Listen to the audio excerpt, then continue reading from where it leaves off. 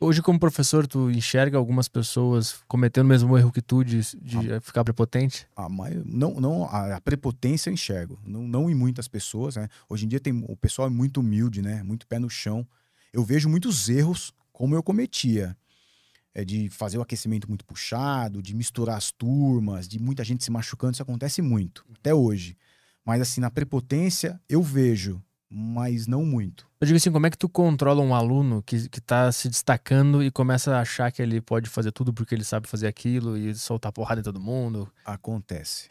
Eu chamo ele e converso. Ou ele entra na linha ou ele sai fora. Mas o que tu identifica, assim, que o cara começa a fazer quando ele tá se achando?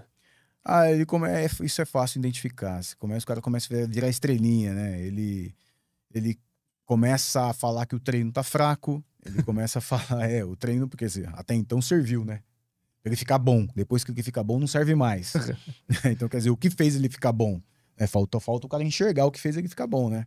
Se ele é bom a esse ponto, algo fez ele ficar bom. Esse algo agora não serve mais. Então a gente começa a enxergar isso, começa a enxergar que ele machuca os colegas no treino, ele faz pouco caso, começa a não olhar nos olhos, porque esse estado que ele fica de uma pessoa ruim, né, faz com que não te olhe nos olhos. Então a gente começa a perceber algumas coisas, e aí eu chamo de canto e já converso. Chamo de canto, já falo, cara, menos, pé no chão. E aí, lógico, não faço isso na frente de ninguém, e nem de uma maneira agressiva, né? Faço isso de uma maneira como um amigo. E a maioria enxerga. A maioria abre os olhos. A Uhum. maioria põe o pé no chão. Agora, o jiu-jitsu, ele tem uma... Qual é o lado espiritual dele? Que toda arte marcial tem uma parte espiritual ligada, né? Muito forte, né? O do jiu-jitsu, qual é? O que se passa em relação a isso? Não, o jiu-jitsu não tem Não essa. tem? Não, não tem. Assim, o que eu vejo muito é o professor ter uma religião e colocar essa religião dentro da academia. Vou dar um exemplo. Quem é evangélico? Não estou falando mal porque eu sou. Quem é evangélico?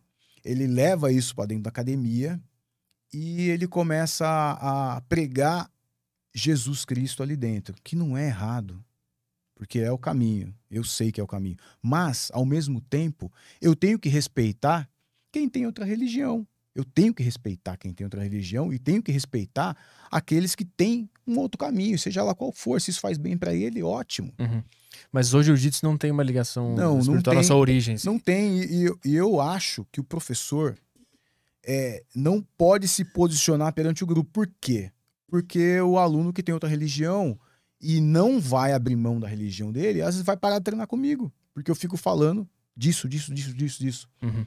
Então, como eu quero todo mundo, e na verdade, para eu trazer você pro meu caminho, eu não trago falando, eu trago você com atitudes, mostrando. E aí eu te convenço mais mostrando nas minhas atitudes do que ficar falando na sua orelha, né? Uhum. É verdade que a faixa azul é onde o pessoal mais desiste? É. Por quê? Na verdade, porque. Vamos lá, porque é onde o bicho começa a pegar. Em que sentido? O que muda, assim, de fato pro cara... O cara faixa branca, ele quer a faixa azul. Ele quer sair da faixa branca, né? A maioria tem vergonha de usar a faixa branca. Então, algumas academias dão essa faixa rápido, outras dão uma faixa um pouco mais devagar, como eu. E aí, o aluno, quando pega a faixa azul, o treino já começa a ficar mais sério. O cara que é faixa marrom, com a faixa preta, às vezes não apertava ele. Quando vê um azul, já aperta a faixa azul. Então, o buraco já começa a ficar mais embaixo pra ele. Os caras começam a levar a sério, assim, aquele Exato, cara ali, no bom exato. sentido, né? E aí você pega o cara sendo apertado, você pega um treino muito puxado, um aquecimento, o nego espremendo ele demais. Pô, e o cara para. O cara fala, pô, não, cara. Para, isso não é pra mim, não. Eu tô chegando em casa machucado e eu tenho que trabalhar no dia seguinte, não dá. Qual é a ordem da graduação? A graduação, nós temos duas ordens de faixas. Uma para crianças até 15 anos e uma de 16 anos para cima. De 16 anos para cima é branca, azul, roxa, marrom e preta. São só essas faixas. Branca, azul, roxa, marrom e a faixa preta. Tá. E para crianças, antigamente era amarelo, laranja e verde. Aí criaram uma cinza. Ficou cinza, amarelo, laranja e verde. Hoje criaram 3 divisões em cada faixa. Então, Nós temos aí a faixa, a criança sai da branca, ela vai pegar a cinza com uma risca branca no meio, depois ela vai pegar a cinza inteira, depois ela vai pegar a cinza com uma risca preta no meio. Nós temos 3 divisões de cinza, depois essas divisões se repetem na amarela, depois essas divisões se repetem na laranja e na verde. Então são 3, 6, 9, 12 faixas para criança. Que ficou melhor, porque antigamente só com 3 faixas. Então imagina uma criança que começa a treinar com 4 anos de idade, que foi o caso que eu comecei, e aí ela tem 3 faixas até 15 anos. Pô, ela tem que ficar uma eternidade em cada faixa, desestimula. Agora com 12 faixas, você consegue passar essa criança mais rápido de faixa e ela não perde o estímulo, porque a faixa é como se fosse uma recarregar a bateria, né? Você tá ali, a bateria tá arriando, você troca a faixa, recarrega a bateria, dá um ânimo, Dá um ânimo, né? Dá um ânimo. E quando o cara chega nos 15 anos, aí ele vai passar pra faixa dos adultos, ele começa do zero ou tu verifica onde que ele se encaixa? Não, depende da faixa dele, ele vai direto pra roxa. Então, por exemplo, quem é faixa verde não vai pegar uma faixa azul, vai direto pra roxa. E aí, na faixa amarela, você vai para azul. Na laranja, você vai para azul já com alguns graus na faixa. Então, ele, depende de onde ele tá, ele já pula de nível. Ele não vai começar na azul, não. E é tu que identifica os teus alunos ali, quando é que eles podem passar de faixa? Cada professor faz da maneira que quiser. Não existe uma regra para isso. Mas como é que funciona? São turmas? Turmas fixas para sempre com o mesmo professor? Como é que funciona para tu identificar...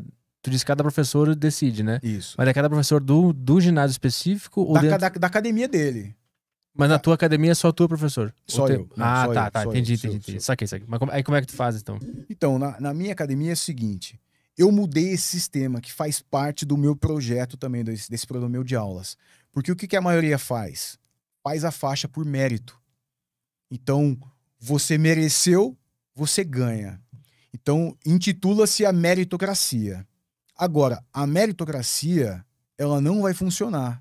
Ela não funciona, ela desestimula a maioria dos alunos e os professores não enxergam isso. Por que desestimula? Porque a meritocracia, ela funciona quando todo mundo parte da mesma linha. Por exemplo, mesma faixa etária de idade, mesmo peso. Então você parte todo mundo da mesma linha, igual uma competição. Uma competição eu luto com alguém do meu peso, da minha idade, da minha faixa. Nada melhor, nada mais merecido do que o melhor chegar primeiro. Mérito. Agora, eu tenho um aluno de 20 anos que não trabalha, treina o dia inteiro. E um outro de 50, trabalha o dia inteiro, tem 4 filhos. Como que eu vou premiar um por mérito? Se eu for premiar por mérito, o de 20 anos vai ganhar e o outro não. Então fica injusto. Então, o que eu tenho lá é um sistema que o aluno tem que treinar. Então, a gente marca a presença do aluno em todas as faixas.